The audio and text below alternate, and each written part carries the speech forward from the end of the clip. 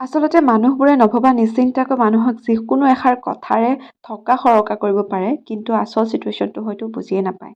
বাৰু যি নহওক, দিনটো এইটো কথাই আজি বৰ বেয়া লাগি থাকিল। নমস্কাৰ, মই প্ৰিয়ংকী, আপোনালোক সকলোকে মোৰ অন্য এটা মিনি ব্লগলৈ স্বাগতম জনাইছোঁ। ৰাতিপুৱাতে আজি ডক্টৰৰ ওচৰলৈ গ'লোঁ, তাৰপিছত বাৰু আহিলোঁ, আহি পাই এয়া বিয়ালৈ যাবলৈ ৰেডি হ'লোঁ। আজি দুদিনমানৰ পৰা মোৰ এটা পাৰ্চেল আহি আছিলে, মই খুলিছিলোঁ যদিও আপোনালোকক দেখুৱাব পৰা নাই। আজি বোলো তাকে দেখুৱাই লওঁ। পিছে বেকগ্ৰাউণ্ডত মোৰ ভাগিনজনীয়ে যি অত্যাচাৰ কৰি আছে, মানে কি ক'ম আৰু। এইটো আছিল ভাইটামিন চিৰ ফেচ চেৰাম আৰু লগতে এইটো আছিল ছানস্ক্ৰীম।